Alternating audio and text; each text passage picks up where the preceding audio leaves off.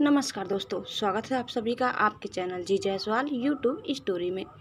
दोस्तों, आज हम जानेंगे हिंदू धर्म के 12 चमत्कार, जिसे जानकर आप हैरान रह जाएंगे। हिंदू धर्म एक जागृत, रूहानी और रहस्यों से भरा धर्म है। हिंदू धर्म की हर परंपरा, रीति रिवाज, सिद्धांत, दर्शन आदि सभी में ज्ञान और विज्ञान के रहस्य छिपे हुए हैं। 90,000 वर्ष से चली आ रही इस प्राचीन परंपरा के वट वृक्ष पर हजारों लताएं उग आई हैं, लेकिन वे सभी वट वृक्ष का ही हिस्सा हो ऐसा नहीं है। उक्त लताओं को देखकर यह नहीं मानना चाहिए कि ये जंगली लताएं ही हिंदू धर्म है। हजारों वर्षों की परंपरा में वैदिक, वैष्णव, शैव, शाक्त, नाथ, संत, स्मार्त आदि कई संप्रदायों के मठ, मंदिर, सिद्धपीठ, ज्योतिर्लिंग और गुफाएं निर्मित होती गई। सभी में ध्यान, तप, भक्ति और क्रिया योग को महत्व दिया जा रहा है। इस दौरान लाखों चमत्कारिक और सिद्ध संत हुए। भारत अध्यात्म की एक राजधानी बन गया है और बौद्ध काल में यहीं से धर्म, दर्शन, ज्ञान, विज्ञान आदि का निर्यात हुआ।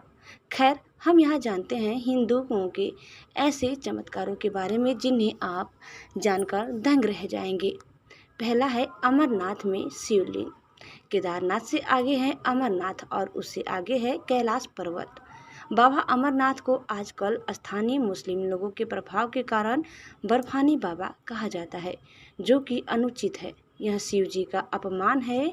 यहाँ प्राकृतिक रूप से बर्फ से शिवलिंग निर्मित होते हैं। शिवलिंग का निर्मित होना समझ में आता है, लेकिन इस पवित्र गुफा में हिम शिवलिंग के साथ ही एक गणेश पीठ व एक पार्वती पीठ भी हिम से प्राकृतिक रूप में निर्मित होता है। पार्वती पीठ ही शक्ति पीठ स्थल है। यहाँ माता सती के कंठ का निपात हुआ था। पार्वती पीठ 51 शक्ति पीठों में से एक है। यहाँ माता के अंग तथा अंग भूषण की पूजा होती है। ऐसे बहुत से तीर्थ हैं जहाँ प्राचीन काल में सिर्फ साधु संत ही जाते थे और वहाँ जाकर वे तपस्या करते थे। बाबा अमरनाथ कथा। इस पवित्र गुफा में भगवान शंकर ने भगवती पार्वती को मोक्ष का मार्ग दिखाया था। इस तत्व ज्ञान को अमर कथा के नाम से जाना जाता है, इसीलिए इस स्थान का नाम अमरनाथ पड़ा। यह कथा भगवती पार्वती तथा भगवान शंकर के बीच हुआ संवाद है। यह उसी तरह है जिस तरह कृष्ण और अर्जुन के बीच संवाद हुआ था। बाबा अमरनाथ की कथा। सती ने दूसरा जन्म हिमालय राज के यहाँ पार्वती के रूप में लिया। पहले जन्म में वे दक्ष की पुत्री थी तथा दूसरे जन्म में वे दुर्गा बनी। एक बार पार्वती जी ने शंकर जी से पूछा, मुझे इस बात का बड़ा आश्चर्य है कि आपके गले में नरमुंड माला क्यों है। भगवान शंकर ने बताया, पार्वती, जितनी बार तुम्हारा जन्म हुआ है उतने ही मुंड मैंने धारण किए हैं। पार्वती बोली, मेरा शरीर नाशवान है, मृत्यु को प्राप्त होता है, परंतु आप अमर हैं। इसका कारण बताने का कष्ट करें। मैं भी अजर अमर होना चाहती हूँ। भगवान शंकर ने कहा, यह सब अमर कथा के कारण है।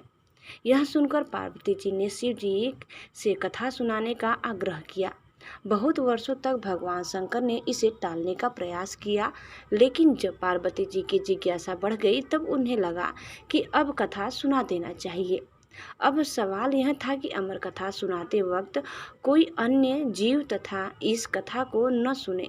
इसीलिए भगवान शंकर 5 तत्वों यानी पृथ्वी, जल, वायु, आकाश और अग्नि का परित्याग करके इन पर्वतमालाओं में पहुंच गए और अमरनाथ गुफा में भगवती पार्वती को अमर कथा सुनाने लगे।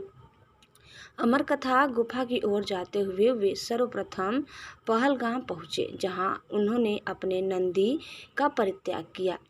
तत्पश्चात चंदनबाड़ी में उन्होंने अपनी जटा से चंद्रमा को मुक्त किया। शेषनाग नामक झील पर पहुंचकर उन्होंने अपने गले से सर्पों को भी उतार दिया।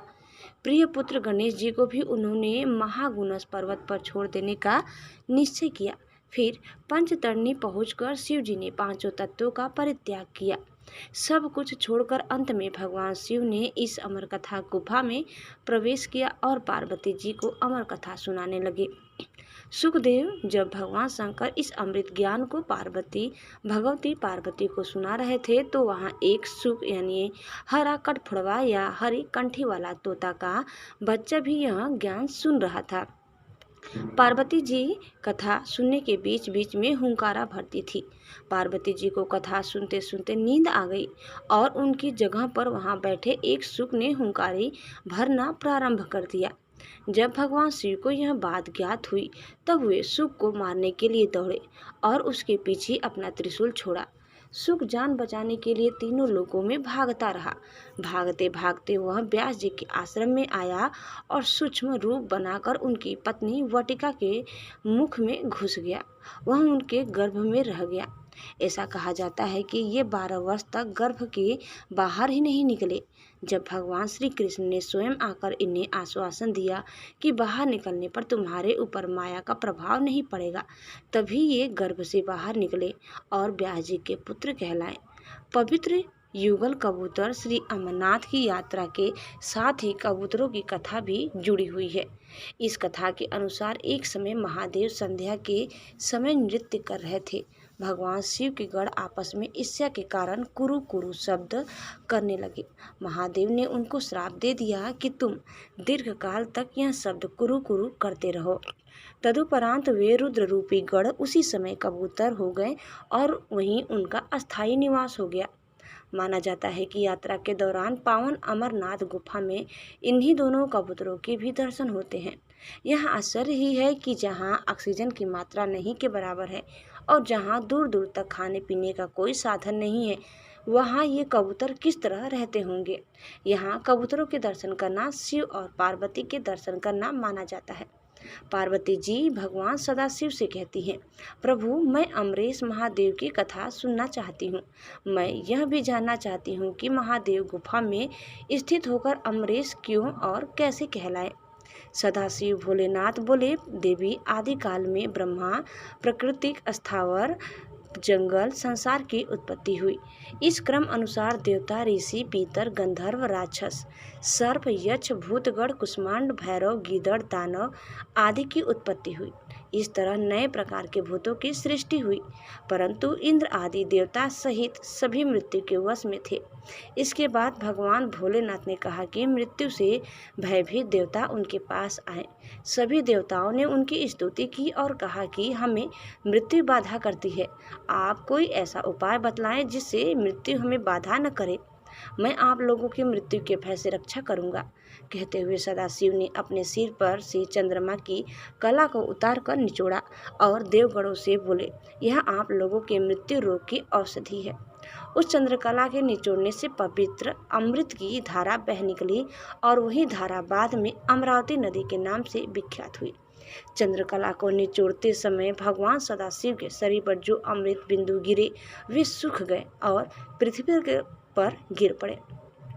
पावन गुफा में जो भस्म है वे इसी अमृत बिंदु के कण हैं जो पृथ्वी पर गिरे थे। सदाशिव भगवान देवताओं पर प्रेम न्यौछावर करते समय स्वयं द्रवीभूत हो गए। देवगण सदाशिव को जल स्वरूप देखकर उनकी स्तुति में लीन हो गए और बारंबार नमस्कार करने लगे। भोलेनाथ ने देवताओं से कहा, हे देवताओं, तुमने मेरा बर्फ का लिंग शरीर इस गुफा में देखा है। इस कारण मेरी कृपा से आप लोगों को मृत्यु का भय नहीं रहेगा। अब तुम यहीं पर अमर होकर शिव रूप को प्राप्त हो जाओ। आज से मेरा यह अनादि लिंग शरीर तीनों लोकों में अमरीश के नाम से विख्यात होगा। देवताओं को ऐसा वर देकर सदाशिव उस दिन से लीन होकर गुफा में रहने लगे। भगवान सदाशिव ने अमृत रूप सोमकला को धारण कर देवताओं की मृत्यु का नाश किया। तभी से उनका नाम अमरेश्वर प्रसिद्ध हुआ। दूसरा है, दूध पिया था मूर्तियों ने। 21 सितंबर 1995 में दुनिया का सबसे महान धार्मिक चमत्कार तब घटित हुआ था जब दुनिया भर की मूर्तियों ने दूध पीना शुरू कर दिया था। इसके बाद यही घटना दोबारा घटी 2006 में। भारत सहित Nepal, America, Britain, Canada, Australia आदि सभी जगहों पर हिंदू देवी और देवताओं ने दूध पिया था, जिसका भारत के सभी न्यूज चैनलों सहित BBC, CNN, Washington post, New York times, daily express आदि दुनिया भर के अखबारों और चैनलों ने इसको कवरेज किया था। लेकिन कोई भी उस वक्त नहीं बता पाया कि आखिर यह चमत्कार कैसे घटित हो रहा है। दिन भर चले इस चमत्कार के दौरान मूर्तियों ने कई किलो दूध पिया और न मालूम दूध कहाँ गायब हो गया। वैज्ञानिकों ने अनुमान लगाया कि हो सकता है कि शायद गर्मी के कारण मूर्तियों की नमी समाप्त हो गई हो और इस वजह से ऐसे संभव हुआ हो। कुछ ने कहा कि यह पृष्ठ तनाव या सतह तनाव की प्रक्रिया है। दूध धार के रूप में मूर्ति से गिरकर नीचे जमीन में चला जाता है, लेकिन जांच करने के बाद पता चला कि ऐसे नहीं था। कुछ ने इसे केशिका की कार्रवाई कहकर इसे झुठलाने का प्रयास किया, लेकिन वे इसे साबित नहीं कर पाए कि क्विंटलों से पिलाया जा रहा दूध आखिर गायब कहाँ हो गया। आज तक इसका रहस्य बरकरार है। तीसरा है माँ ज्वाला देवी। माता के इस स्थान पर अज्ञात काल से ज्वाला निकल रही है, इसी कारण इसे ज्वाला देवी का मंदिर कहते हैं। ज्वाला देवी का मंदिर भी 51 शक्तिपीठों में से एक है, जो हिमाचल प्रदेश के कांगड़ा जिले में कालीधार पहाड़ी के बीच बसा हुआ है। शास्त्रों के अनुसार ज्वाला देवी में माता सती की जीवा यानी जीवगिरी थी। ज्वालामुखी मंदिर को ज्वेतावाली का मंदिर और नगरकोट भी कहा जाता है। मंदिर के चोटी पर सोने की परत चढ़ी हुई है। ज्वाला देवी मंदिर में सदियों से बिना तेल बाती के प्राकृतिक रूप से 9 ज्वालाएं जल रही है। 9 ज्वालाओं में प्रमुख ज्वाला माता, जो चांदी के दिए के बीच स्थित है, उसे महाकाली कहते हैं।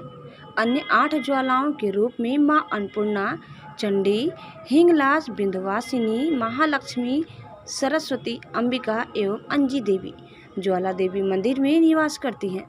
ज्वाला देवी शक्तिपीठ में माता की ज्वाला के अलावा एक अन्य चमत्कार देखने को मिलता है। मंदिर परिसर के पास ही एक जगह गोरख डिब्बी है। देखने पर लगता है कि इस कुंड में गर्म पानी खौलता हुआ होगा, जबकि छूने पर कुंड का पानी ठंडा लगता है। इसे गोरखनाथ का मंदिर कहते हैं।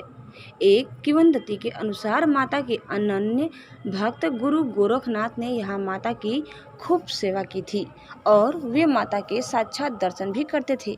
एक बार गोरखनाथ को भूख लगी, तब उन्होंने माता से कहा कि आप आग जलाकर पानी गर्म करें, मैं भिक्षा मांगकर लाता हूँ। माँ ने अपने पुत्र के कहे अनुसार आग जलाकर पानी गर्म किया और गोरखनाथ का इंतजार करने लगी, पर गोरखनाथ अभी तक लौटकर नहीं आए। कहते हैं कि आज भी माता ज्वाला जलाकर अपने भक्त का इंतजार कर रही हैं। ऐसा माना जाता है कि जब कलयुगी खत्म होकर फिर से सतयुग आएगा, तब गोरखनाथ लौटकर माँ के पास आएंगे। चौथा है काल भैरव। मध्य प्रदेश के उज्जैन में काल भैरव का मंदिर है। यहाँ भगवान काल भैरव की मूर्ति चमत्कारिक रूप से मदिरापान करती है। वैज्ञानिक जांच और शोध के बाद आज तक इस मूर्ति का रहस्य पता नहीं चला है। कहा जाता है कि काल भैरव का यह मंदिर लगभग 6000 साल पुराना है। यह एक वाम मार्गी तांत्रिक मंदिर है। काल भैरव के मदिरापान के पीछे क्या राज है, इसे लेकर लंबी चौड़ी बहस हो चुकी है। पीढ़ियों से इस मंदिर की सेवा करने वाले राजूल महाराज बताते हैं कि उनके दादा के ज़माने में एक अंग्रेज अधिकारी ने मंदिर की खास जांच करवाई थी, लेकिन कुछ भी उनके हाथ नहीं लगा। उसने प्रतिमा के आसपास की जगह की खुदाई भी करवाई, लेकिन नतीजा सिफर। उसके बाद में वे भी काल भैरव के भक्त बन गए। उनके बाद से ही यहाँ देसी मदिरा को ज्वाइन उच्चारित किया जाने लगा, जो आज तक जारी है। काल भैरव को मदिरा पिलाने का सिलसिला सदियों से चला आ रहा है। यह कब, कैसे और क्यों शुरू हुआ, यह कोई नहीं जानता। यहाँ आने वाले लोगों और पंडितों का कहना है कि वे बचपन से भैरव बाबा को भोग लगाते आ रहे हैं, जिसे वे खुशी खुशी ग्रहण भी करते हैं। उनके बाप दादा भी उन्हें यही बताते हैं कि यह एक तांत्रिक मंदिर था, जहाँ बलि चढ़ाने के बाद बलि के मांस के साथ साथ भैरव बाबा को मदिरा भी चढ़ाई जाती थी। अब बलि तो बंद हो गई है, लेकिन मदिरा चढ़ाने का सिलसिला वैसे ही जारी है। इस मंदिर की महत्ता को प्रशासन की भी मंजूरी मिली हुई है। खास अवसरों पर प्रशासन की ओर से भी बाबा को मदिरा चढ़ाई जाती है। पांचवा है पुरी का चमत्कारिक मंदिर। भारतीय राज्य ओडिशा नगर पुरी के तट पर भगवान जगन्नाथ का एक प्राचीन मंदिर स्थापित है। इस मंदिर के कई चमत्कार आज भी विद्यमान है। पहला यह कि इस मंदिर के गुंबद की छाया नहीं बनती। दूसरा यह है कि इस मंदिर के शिखर का ध्वज हवा की विपरीत दिशा में लहराता है। और तीसरा यह कि इस मंदिर के गुंबद के आसपास कोई पक्षी नहीं उड़ता है। इसी तरह इस मंदिर के और भी कई चमत्कार हैं जिन्हें जानकर आप हैरान रह जाएंगे। पुरी का जगन्नाथ धाम 4 धामों में से एक है। यहाँ भगवान जगन्नाथ बड़े भाई बलभद्र और बहन सुभद्रा के साथ विराजते हैं। जगन्नाथ मंदिर विष्णु के 8वें अवतार श्री कृष्ण को समर्पित है।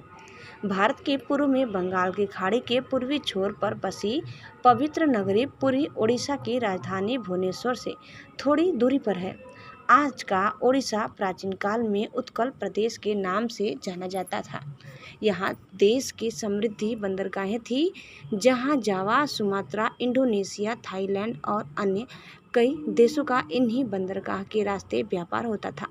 पुराण में इसे धरती का बैकुंठ कहा गया है। छठा है मैहर माता का मंदिर। मध्य प्रदेश के जबलपुर जिले में मैहर की माता शारदा का प्रसिद्ध मंदिर है। मान्यता है कि शाम की आरती होने के बाद जब मंदिर के कपाट बंद करके सभी पुजारी नीचे आ जाते हैं, तब यहाँ मंदिर के अंदर से घंटी और पूजा करने की आवाज़ आती है। कहते हैं कि माँ के भक्त आल्हा अभी भी पूजा करने आते हैं। अक्सर सुबह की आरती वे ही करते हैं। पिरामिडाकार त्रिकूट पर्वत में विराजिमान शारदा का यह मंदिर 522 ईसा पूर्व का है।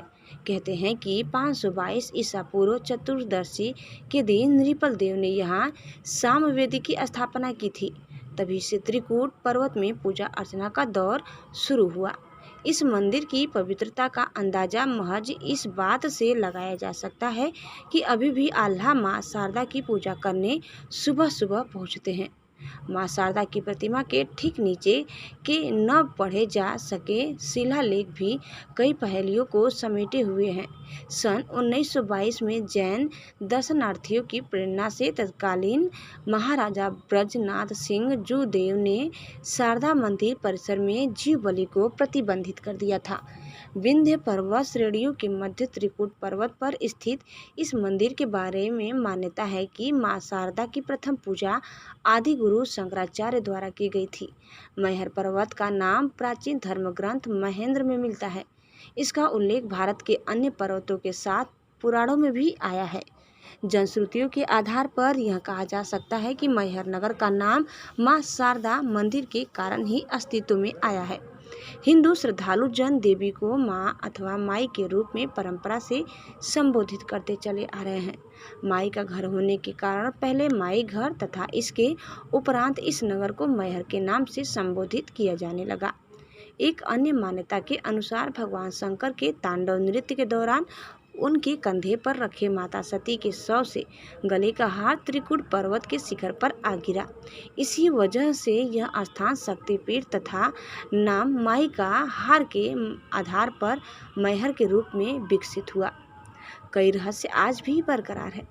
ऐसी ऐतिहासिक दस्तावेज में इस तथ्य का प्रमाण प्राप्त होता है कि सन 539 चैत्र कृष्ण पक्ष की चतुर्दशी को नृपल देव ने सामवेदी देवी की स्थापना की थी। प्रसिद्ध ऐतिहासिक विद एक कनिंघम द्वारा मां शारदा मंदिर का काफ़ी अध्ययन किया गया है। मैहर स्थित जन सूचना केंद्र के प्रभारी पंडित मोहनलाल द्विवेदी शिलालेख के हवाले से बताते हैं कि कनिंघम के प्रतीत होने वाले 9वीं व 10वीं सदी के शिलालेख की लिपि न पढ़े जाने के कारण अभी भी रहस्य बने हुए हैं। चौतरफा है प्राचीन धरोहरें। मैहर केवल शारदा मंदिर के लिए ही प्रसिद्ध नहीं है, बल्कि इसके चारों ओर प्राचीन धरोहरें बिखरी पड़ी है।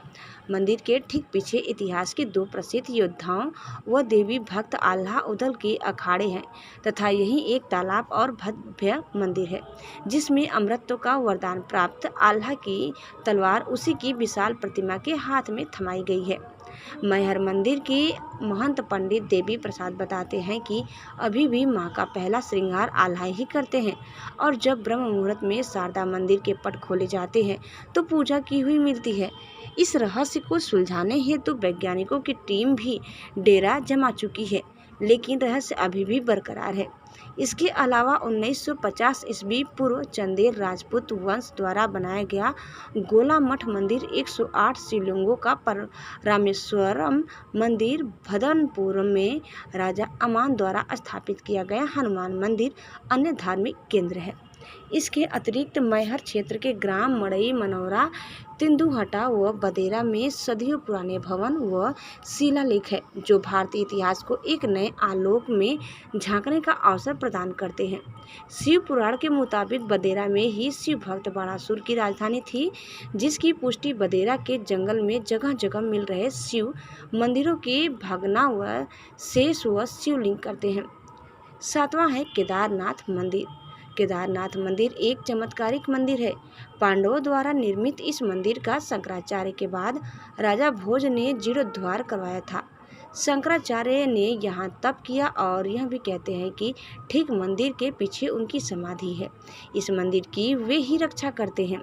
ऐसे कई मौके आए जबकि यह मंदिर नष्ट हो जाता, लेकिन यह मंदिर आज भी जस का तस खड़ा है।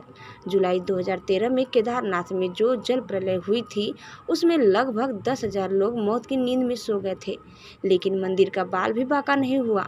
और मंदिर को बचाने के लिए पहाड़ी पर से एक विशालकाय और लंबी शिला गिरी और लुढ़कती हुई ठीक मंदिर के पीछे शंकराचार्य जी की समाधि के पास अचानक रुक गई। इस शिला के आसपास से बाढ़ का पानी रात भर गुजरता रहा और इस शिला ने ऊपर से आ रहे कई छोटे और बड़े पत्थरों से भी मंदिर की रक्षा की। केदारनाथ उत्तराखंड के रुद्रप्रयाग जिले में स्थित है।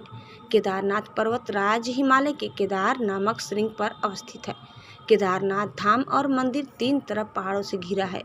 एक तरफ है करीब 22,000 फुट ऊंचा केदारनाथ, दूसरी तरफ है 21,600 फुट ऊंचा खर्च कुंड और तीसरी तरफ है 22,700 फुट ऊंचा भरत कुंड।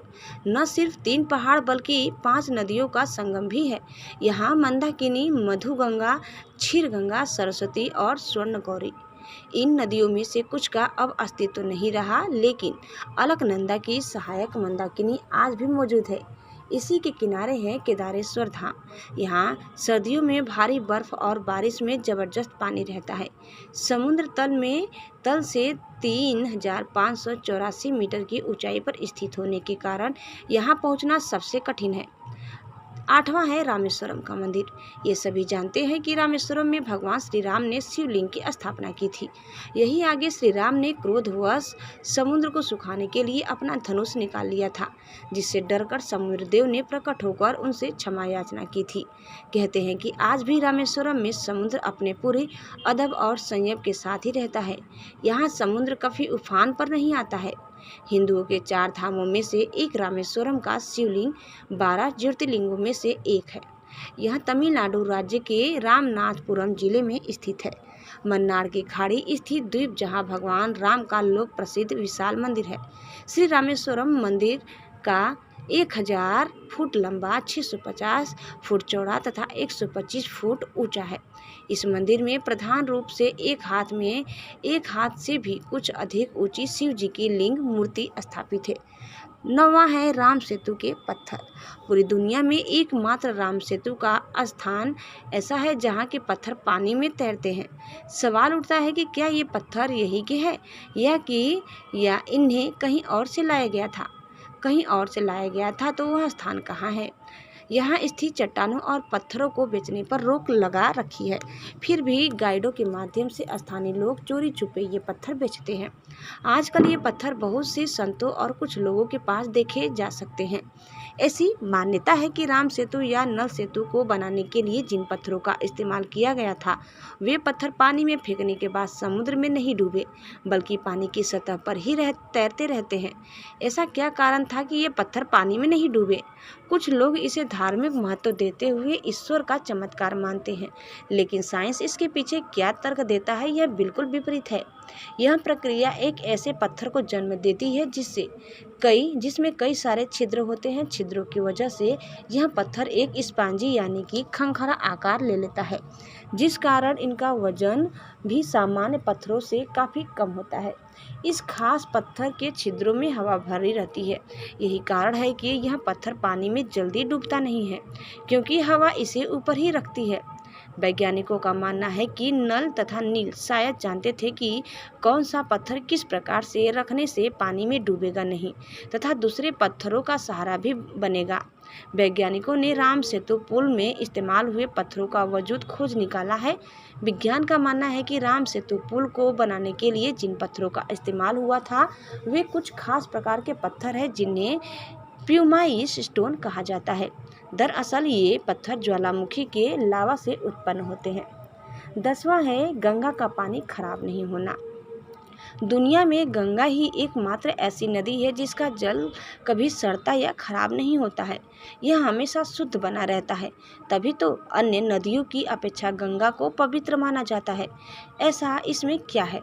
इसका वैज्ञानिक आधार सिद्ध हुए वर्षों बीत गए। उसके अनुसार नदी के जल में मौजूद बैक्टीरियोज फेज नामक जीवाणु गंगा जल में मौजूद हानिकारक सूक्ष्म जीवों को जीवित नहीं रहने देते। अर्थात ये ऐसे जीवाणु हैं जो गंदगी और बीमारी फैलाने वाले जीवाणुओं को नष्ट कर देते हैं। इसके कारण ही गंगा जल का जल नहीं सड़ता है। वैज्ञानिकों के लिए सवाल यह है कि ये जीवाणु आए कहाँ से? भारत की सबसे महत्वपूर्ण नदी गंगा का धार्मिक महत्व बहुत अधिक है।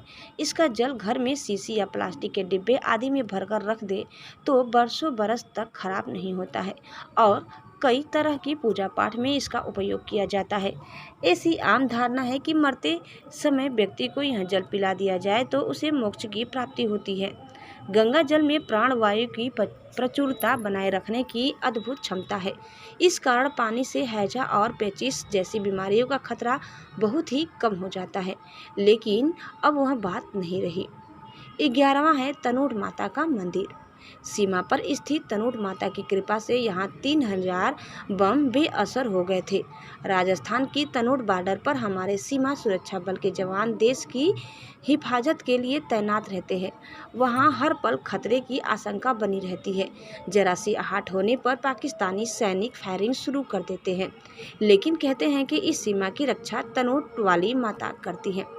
तनोट माता का मंदिर जैसलमेर से करीब 130 किलोमीटर दूर भारत पाकिस्तान बॉर्डर के निकट स्थित है। यह मंदिर लगभग 1200 साल पुराना है और तभी से यह लोगों की आस्था का केंद्र रहा है। लेकिन 1965 की भारत पाकिस्तान लड़ाई के बाद यह मंदिर देश विदेश में अपने चमत्कारों के लिए प्रसिद्ध हो गया। तनोट माता को आवन माता के नाम से भी जाना जाता है तथा यह हिंगलाज माता का ही एक रूप है। हिंगलाज माता का शक्तिपीठ पाकिस्तान के बलूचिस्तान में है। भारतीय सेना के इतिहास के अनुसार 1965 की लड़ाई में पाकिस्तानी सेना ने इस क्षेत्र में करीब 3000 बम गिराए थे, जिसमें से 450 बम तो मंदिर परिसर में गिरे थे। लेकिन इनमें से एक भी बम फटा नहीं और बम गिराने की इस घटना से मंदिर का बाल भी बांका नहीं हुआ, एक खरोच तक नहीं आई। ये बम आज भी मंदिर परिसर में बने एक संग्रहालय में भक्तों के दर्शन के लिए रखे हुए हैं।